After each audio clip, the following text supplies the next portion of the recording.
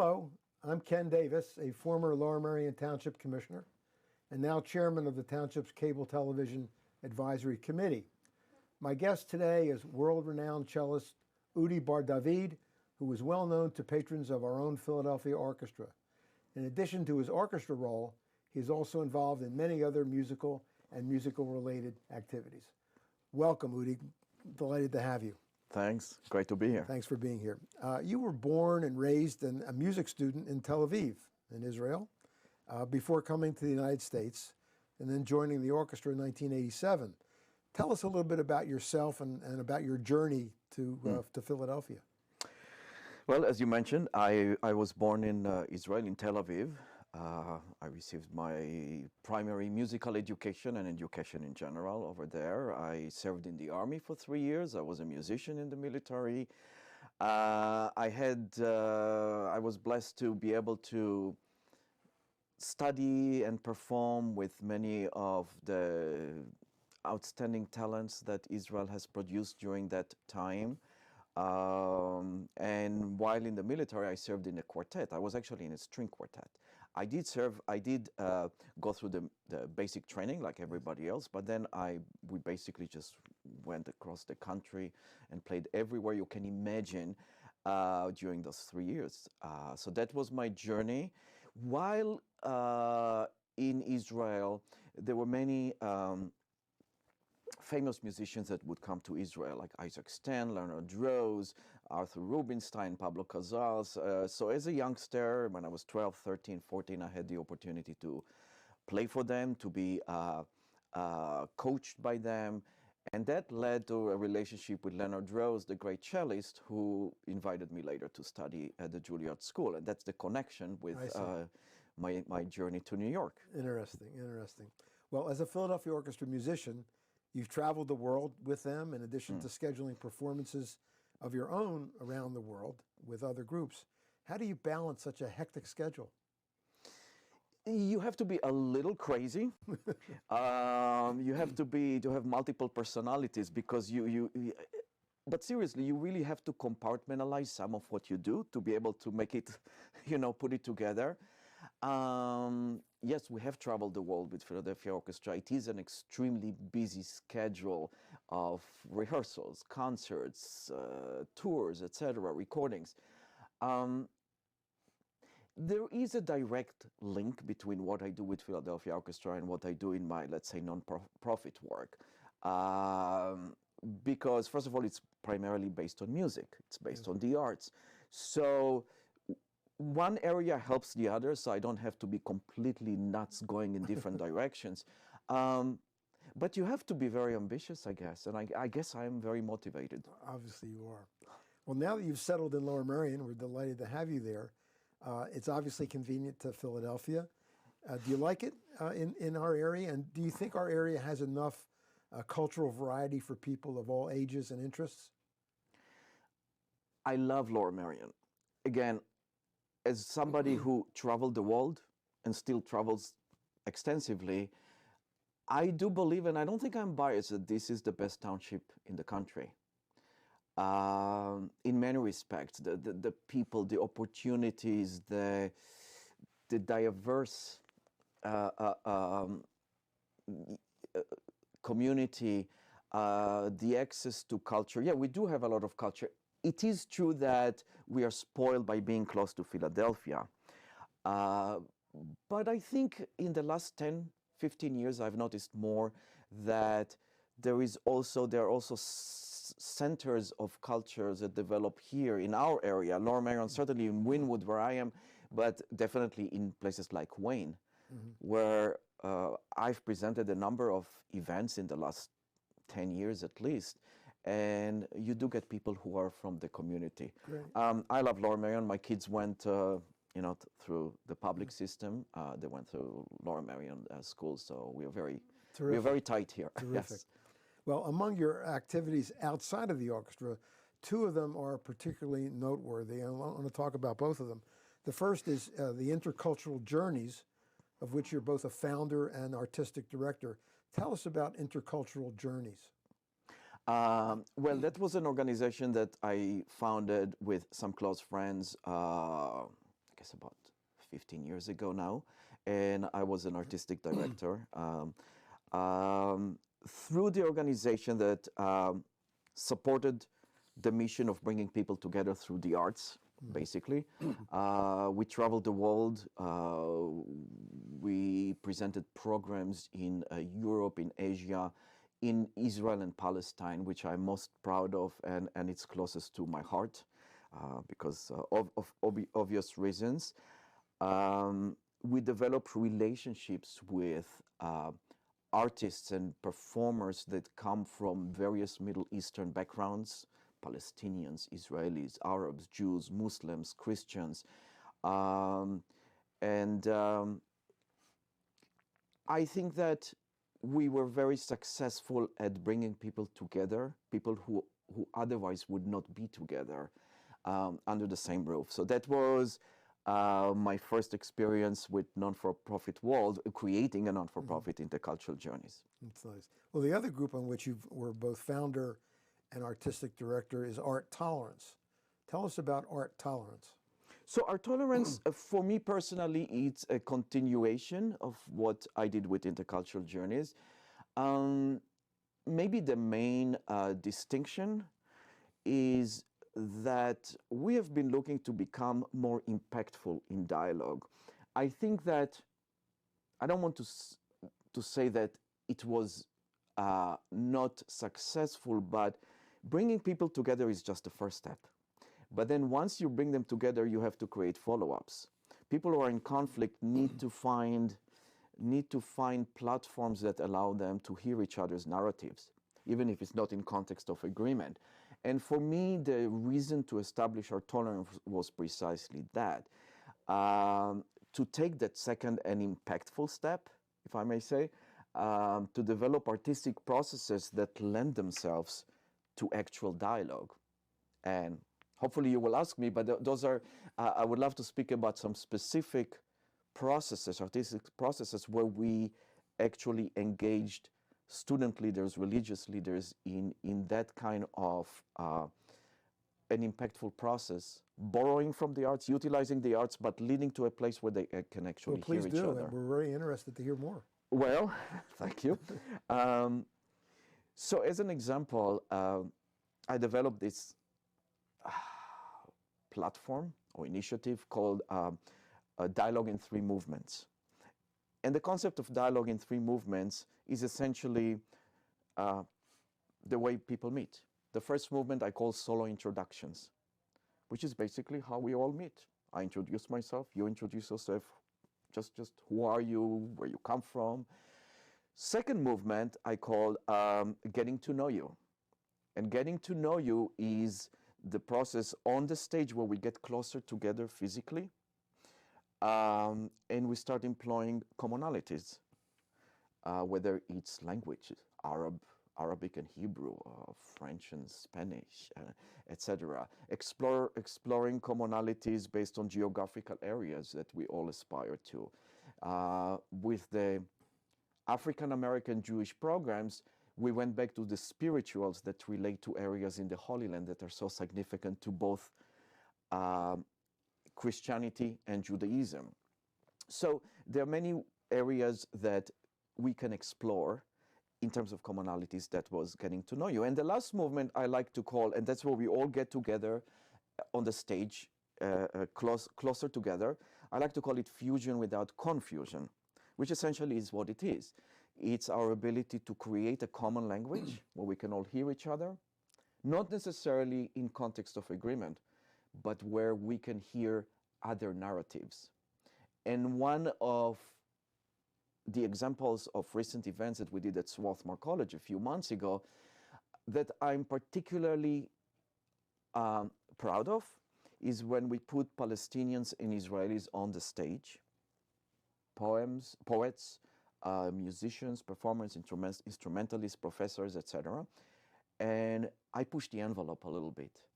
I allowed people in the audience, I welcomed the opportunity to be a little uncomfortable and hear narratives that they were not necessarily comfortable through poetry. But I prepared the audience for that because I think that in the world we live today, there is so much, sadly, there's so much division that our ability to hear each other has diminished dramatically. Yeah. Each of your organizations has a board. How do you recruit members to your board? Do they come to you? Or are these people that you've sought out? And then how do you schedule your performances around the world or around the country with these organizations, with the other musicians in the organization? Well, you have to be really annoying at recruiting board members. You just bug them until they say, fine, I'll join.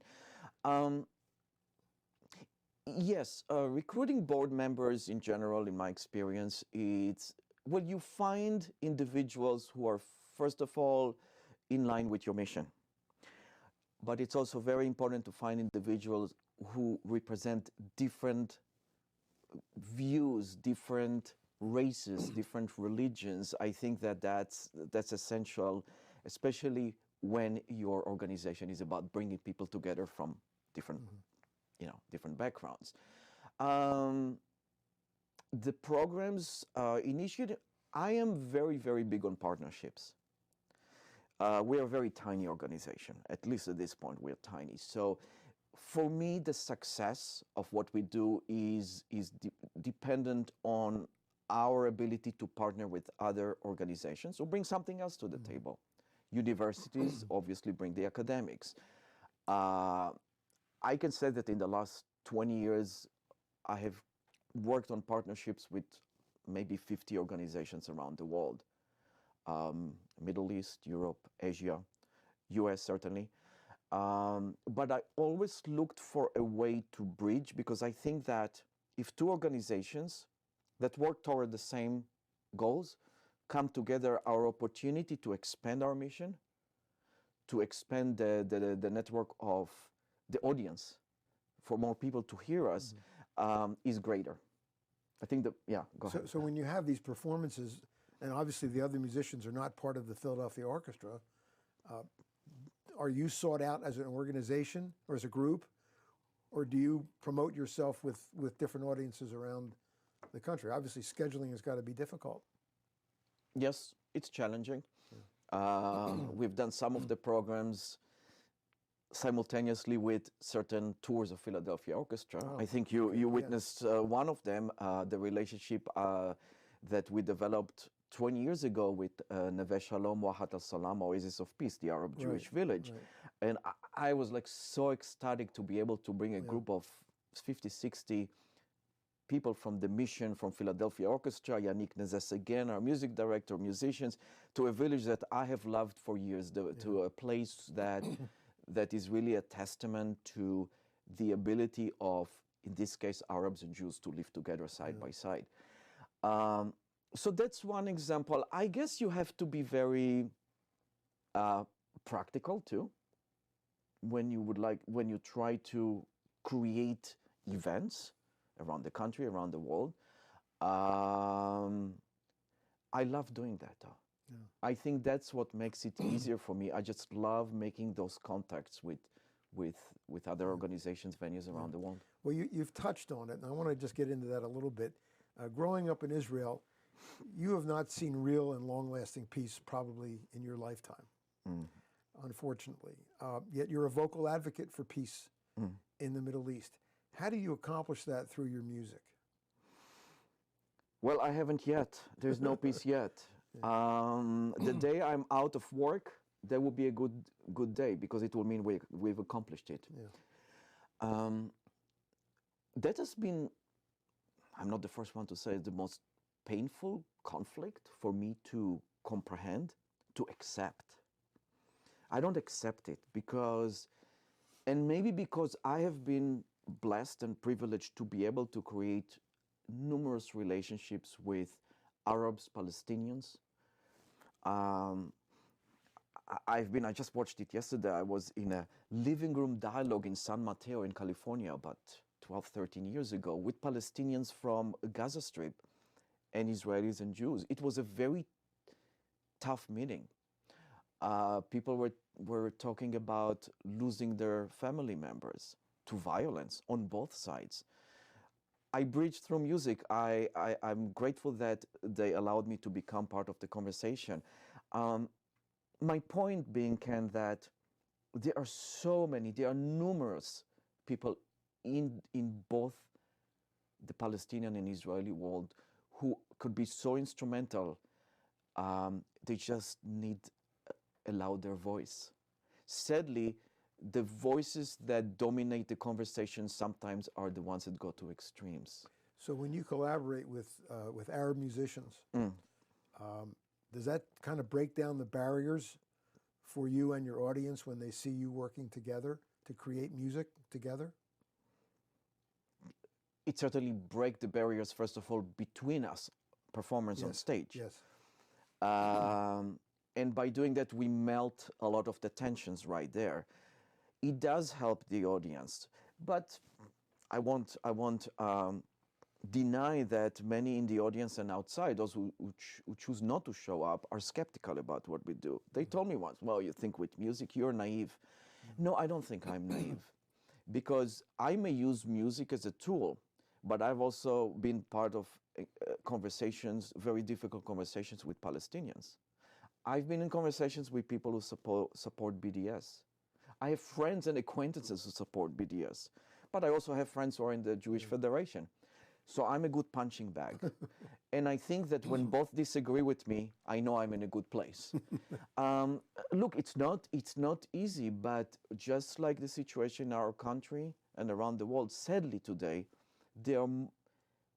we don't establish enough platform to realize that our commonalities are greater than our differences. And that includes the Palestinian-Israeli conflict, in my opinion. Obviously, you have a deep understanding of traditional Jewish music as well. Do your musical tastes run to jazz, klezmer, rock and roll? What else do you like? I have to show you some of the videos. I love playing klezmer. I've been introduced to klezmer a long time ago. So yes, I found my way, even as the conservative classical musician who reads music. I have learned how to improvise. I have participated. I've managed to build courage to do that. Certainly spirituals, gospels, and through that a little bit to blues and jazz. I would never dare say that I'm a jazz musician, but I would dare say that I've embarrassed myself a number of times jumping in with jazz musicians. Yes, Latino music, Asian music, that is based on certain scales that are unique to music from China, Japan, etc. You know, once you allow yourself to be a little shameless as a classical musician and allow yourself to, you learn how to improvise, the sky's the limit of what you can do with. I don't know if that answers your question. It does. In fact, when I was privileged to travel with the orchestra in Japan just a few months ago, and I happened to sit next to Richard Harlow, who is one of your fellow cellists, and we got to talking about everything. And he told me that he's a fan of blues music. He pulled out of his pocket a harmonica. The harmonica, yes, of course. Which really made me laugh. And I have since bought him a CD of a very well-known old, long since departed blues musician named Robert Johnson. And he told me that he put it on his playlist and he listens to it in the car. So it amazes me sometimes to think that all of you musicians, as talented as you are in what you play, have these other talents and interests as well. Another musical interest of yours is Native American music, which is something I don't know anything about. It's a far stretch from anything that you were taught or exposed to. How did you come to know that music, and have you played with Native American groups? Well, it started in Arizona. I was invited to play chamber music, actually, in a chamber music festival.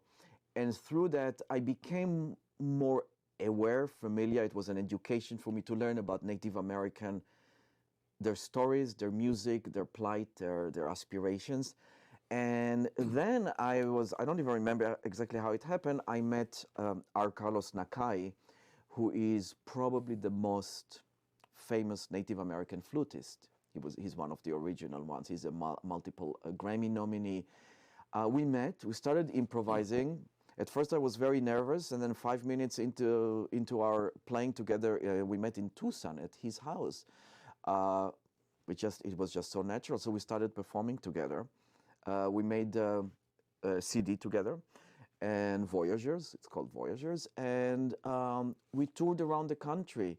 And then through him and through the recording company, it's called Canyon Records, that specializes in Native American music in Phoenix, I met a lot of many Native American musicians and leaders. I was introduced to the tribes. And I also brought it to Philadelphia Orchestra, actually. We did a program, I think it was titled Native American and African American Influences on Antonin Dvorak when he wrote the New World Symphony. And that was so much fun because we brought the Native American music, we brought Dvorak to the stage. So I learned a lot from Native American storytelling. I learned a lot, and I think that actually we can apply much to our Palestinian-Israeli dialogue. Yeah. Yes. And they have an oral history, really, not so much written. So you learn a lot by listening to them tell the stories. Yes. Yeah, Yes. very interesting. Your real training, though, has been traditional classical music we all know. But new composers are coming along, especially women, people of color who are contributing to the musical scene as well. Do you enjoy playing the new music as well as the traditional classical music? I am most fulfilled when we play music of great quality and great message. Just recently with Philadelphia Orchestra, we played two works. One of them was by Lily Boulanger, which I thought was very powerful. She died very young at 25. And we played another composition, a symphony by another woman's composer. And I felt during that concert that finally it was long overdue to present prominent works by women composers on the symphonic stage, which certainly I think lacked. We lacked those opportunities for many years, and more works are being rediscovered now. The type of compositions that we were not exposed to early on. I still remember Hannibal Lokumbe came to Philadelphia Orchestra and performed his African Portrait about 15 years ago. That was one of the most powerful masterpieces we ever played. And it was the story and the plight of African American people in our country. But it was more than the story. It was a powerful artistic musical statement. So the answer, in a nutshell, there is so much great music. It represents cultures that have not had the opportunity, that now they have more and more opportunities to be on the stage. And I think it's important for many reasons. Do you think Philadelphia audiences are warming to that now, understanding that you're not always going to play Beethoven and Brahms and Strauss and all the others, that you are moving into some new music? Are they appreciating that? Are they understanding that?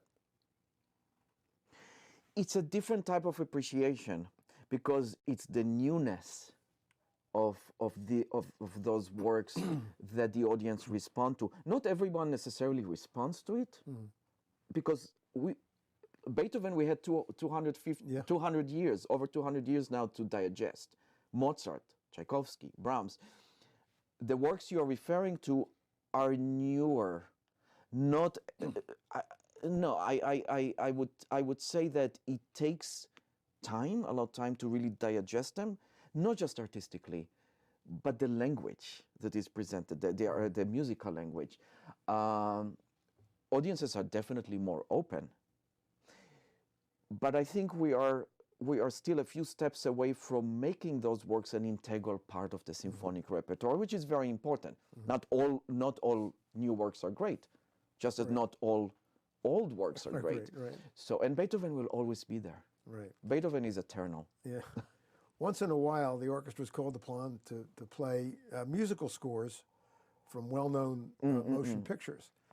You've done Star Wars, you've done Raiders of the Lost Ark, you've done E.T., just to name three. Is that fun for you to do something that's so out of the ordinary for the orchestra? You're lucky that you're asking this orchestra member. Admittedly, not everybody agrees with me. I love playing music for film because I think that, first of all, it brings out the importance of music to film score. I mean, to the film. I'm sorry, film in general. And some of the greatest themes have been written to music, and audiences have responded to it. You've seen it. Yes. I mean, we've had sold out places and summer homes. People just come in to watch the film and hear the music. And I sense that there was appreciation for the live music. So it's not that we were in the background. The answer, I personally love it. But some of my colleagues may not agree with me. Well, in addition to your subscription series in Philadelphia, you travel abroad, especially to Asia, where you have a significant following. Is the orchestra well received there, even though you're not playing Asian music as such? Okay, well, you say Asia. Asia is a big continent. Talking about China and Japan. China and Japan. Principally, yes. Japan is easier to start with because we have had a much longer history with Japan.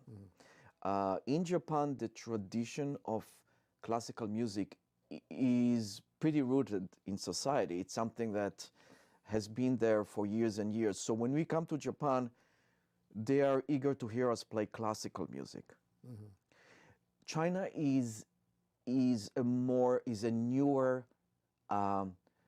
visitor to classical music. Of course, by now, in the last 20 years at least, China has developed their own, first-rate classical symphony orchestras and instrumentalists. And we, by the way, we do play Asian music, especially in China. There's been a big exchange of, we've introduced music of Chinese composers in China. We do it almost regularly. We are extremely well received in China, primarily because of the first visit by this Western Symphony Orchestra, which was Philadelphia Orchestra, with Mao in '73.